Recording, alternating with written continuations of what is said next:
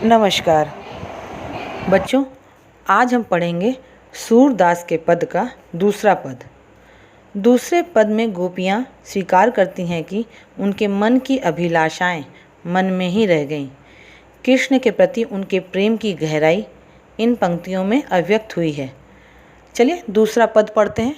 मन की मन ही माझ रही, कहिए जाई कौन पै उधो, नाही परत कहीं। अवधि आधार आस आवन की, तनमन बिथा सही। अब इन जोग संदेशनि सुनि सुनि, बिरहिनी बिरह दही। चाहती हुती गुहारी जितहीं तय, उततय धार बही। सूरदास अब धीर धरहीं क्यों, मर जादा न लहीं। तो जब उद्धव गोपियों को ब्रह्म एवं योग का संदेश देते हुए कहते हैं कि कृष्ण तो अब वापस ब्रज नहीं आएंगे, उन्होंने आप लोगों तक ज्ञान का संदेश पहुंचाने को कहा है ताकि आप कृष्ण को याद कर दुखी न रहें। तब गोपियाँ उद्धव से कहती हैं कि मन की मन ही माज रही, अर्थात हमारे मन की बात तो मन में ही रह गई। माज मतलब बीच, मन की बात मन में ही रह गई। कहिए जाई कौन पे उद्धव, ना ही परत कहीं। कहिए जाई, किससे जाए कहने, कौन पे उद्धव, किससे कहें, ना ही परत कहें, किसी से तो कह भी नहीं सकते। तो कहती हैं, हे उद्धव, हमारे मन की अभिलाषा तो हमारे मन में ही रह गई। अब ये बातें हम जाकर किससे कहें।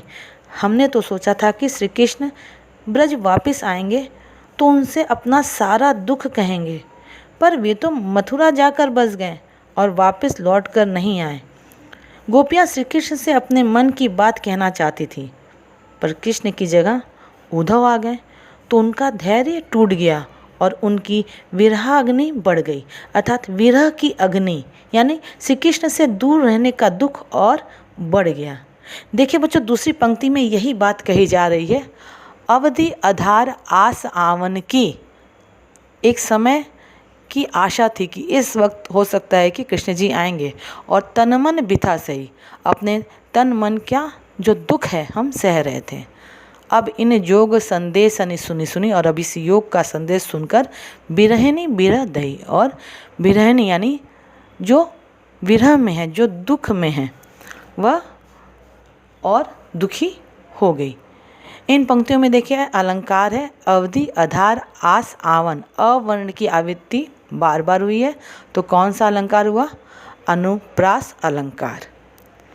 तो इन दोनों पंक्तियों में गोपियाँ ये उम्मीद करती हैं कि श्री कृष्ण एक दिन ज़रूर मथुरा से वापस ब्रज आएंगे, तब उनके सारे दुख दूर हो जाएंगे।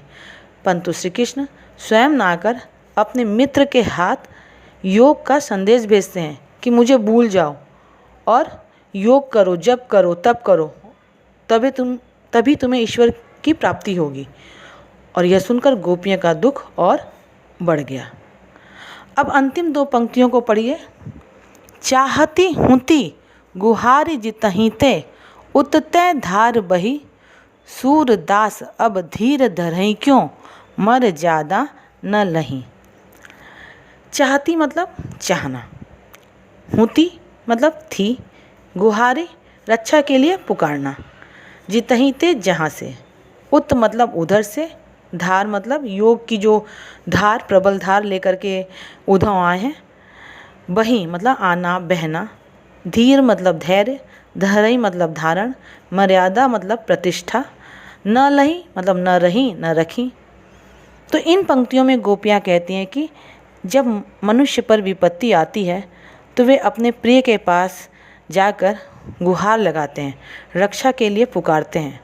पर यहाँ तो उल्टा ही हो रहा है। जिसे वे अपना समझती थीं, जिसे वे रक्षा के लिए पुकारना चाहती थीं, वही तकलीफ़ दे रहा है।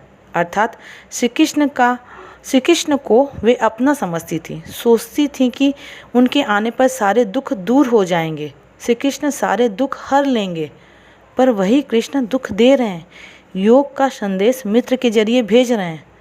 तो वे कहते हैं कि जब कृष्ण ने ही अपनी मर्यादा नहीं रखी, प्रेम के बदले प्रेम न भेजकर योग भेज दिया, तो अब हम धैर्य धारण क्यों करें। सूरदास अब धीर धरें क्यों मर्यादा न लहीं। तो अब हम धीर क्यों धरें, धैर्य क्यों धरें। मर्यादा जब कृष्ण ने ही न रखी तो अब हम धैर्य क्यों धरें। तो इस तरह दूसरे पद का जो मूल भाव है, गोपियाँ श्री कृष्ण से अथाह प्रेम करती हैं। उन्हें उम्मीद है कि श्री कृष्ण मथुरा से वापस एक दिन ज़रूर आएंगे, पर ऐसा नहीं होता। कृष्ण के बदले उद्धव योग का संदेश लेकर पहुंचते हैं, तो गोपियों को लगता है कि उनके मन की बात तो मन में ही रह गई कि कृष्ण एक दिन ज़रूर आएंगे और उनका दुख दूर हो जाएगा। परंतु योग का संदेश सुनकर तो उनका दुख और बढ़ गया और वे उद्धव से कहती हैं कि जब कृष्ण ही दुख देने लगे हैं तो अब हम कहाँ जाएं। जब कृष्ण ने ही अपने प्रेम की मर्यादा तोड़ दी तो अब हम धैर्य धारण क्यों करें। तो बच्चों, आप लोगों को दूसरे पद का अर्थ समझ में आ गया होगा। इसे अच्छे से पढ़िए, समझिए। अगर कोई समस्या हो तो मुझसे पूछिए। पिछली बार की तरह इस बार भी इन 6 पंक्तियों से आपको 6 प्रश्न बनाने हैं। आज के लिए बस इतना ही। खुश रहिए, स्वस्थ रहिए, सुरक्षित रहिए। धन्यवाद।